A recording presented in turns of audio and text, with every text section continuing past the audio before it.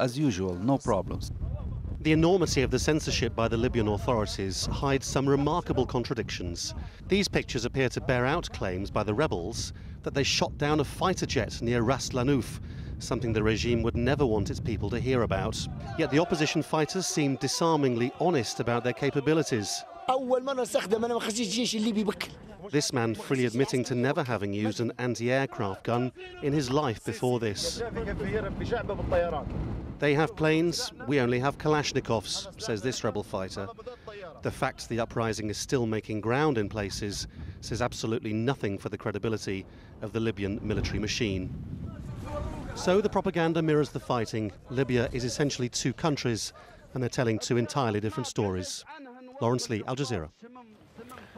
Let's talk to Al Jazeera's Tony Bertley on the entrance to the town of Ras Lanouf, that's in north-central Libya. First of all, Tony, start off with what the situation is where you are.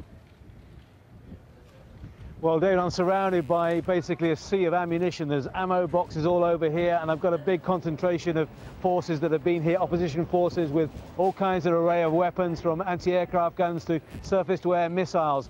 And this is the main thoroughfare that goes to Bin Jawad, which is about 35 kilometers up the road, where we are told there's heavy fighting, but it's a bit kind of uncertain what is going on there. But they say that there's fighting going on in the small town, that the sniper fire going on, and Gaddafi forces are hitting back. So we have seen also a stream of ambulances going past carrying wounded. We don't know the exact sort of casualty toll at the moment, but people here were speaking to say it's heavy. So this is a line where the Gaddafi forces are making a stand. Unlike here, we're told there they actually withdrew from here.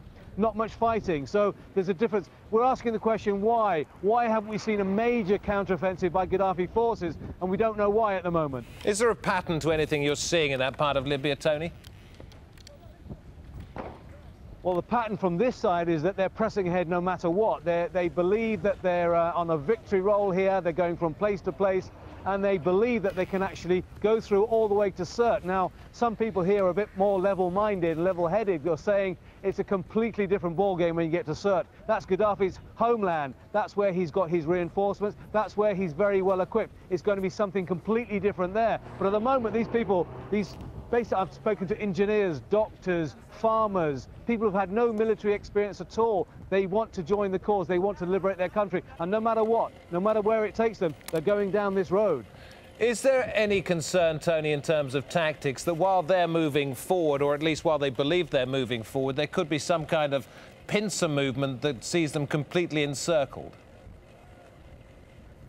I don't think most of these people are thinking about that at all. I mean, people that, like myself, have been around a bit to some of these war zones, I am thinking about that. I'm thinking, why haven't they struck back? It could be a possibility that, you know, they're going to come around, cut the forces in half. It's going to be a possibility they get all the opposition forces to congregate and then unleash the bombers and the helicopter gunships. We haven't seen that at all yet, and that is a possibility. There are so many possibilities, but at the moment, these people don't seem to take anything else into consideration. They just want to get to Sirte and then Tripoli as fast as possible.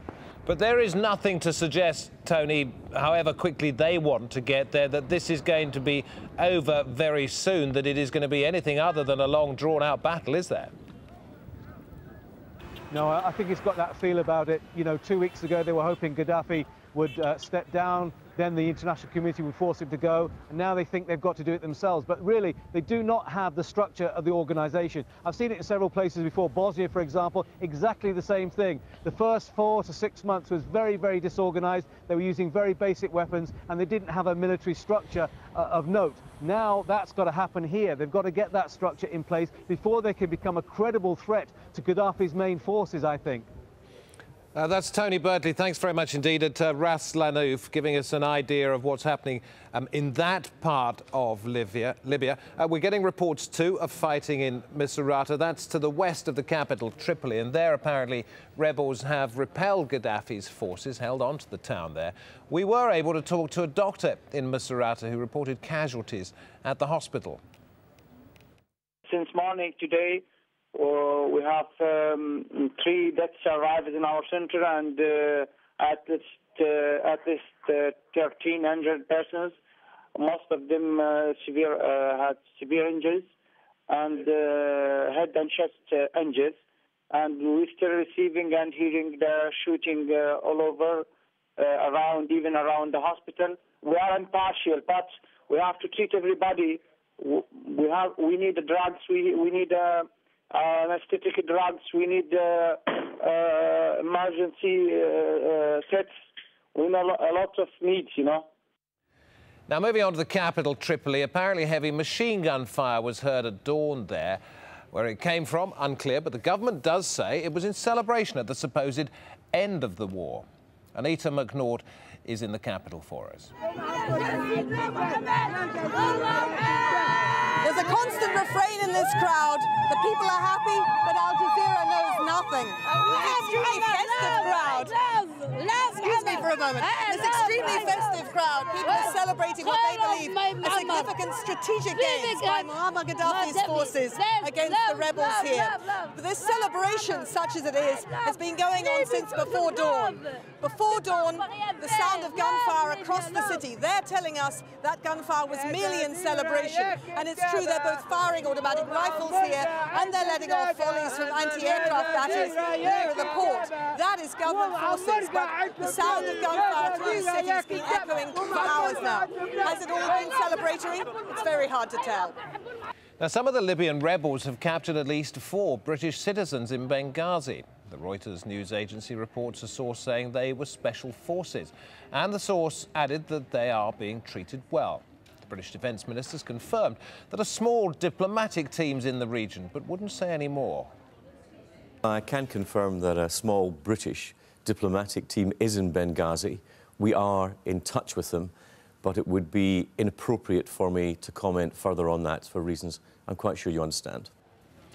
Pakistan has more than 18,000 workers in Libya, and the government's facing criticism over its handling of the evacuation, or rather, a lack of it. Kamal Haider reports from Islamabad. This might be the first time these Pakistani oil workers come back home empty-handed. No presents for the family and no wages.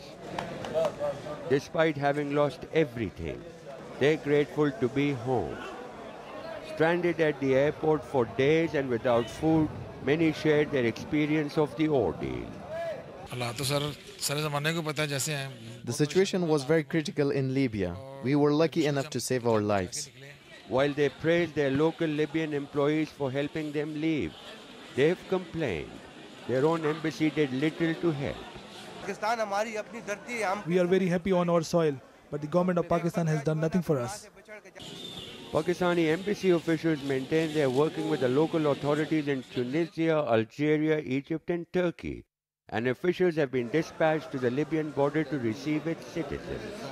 As Pakistan joined the long list of countries to evacuate its stranded citizens, there's criticism abound that government is doing too little too late, offering sympathy but little support to some 18,000 Pakistanis still left behind in Libya. Kamal Haider, AlJazeera, Islamabad. In Yemen, at least 40 pro-democracy protesters have been wounded in clashes with government loyalists.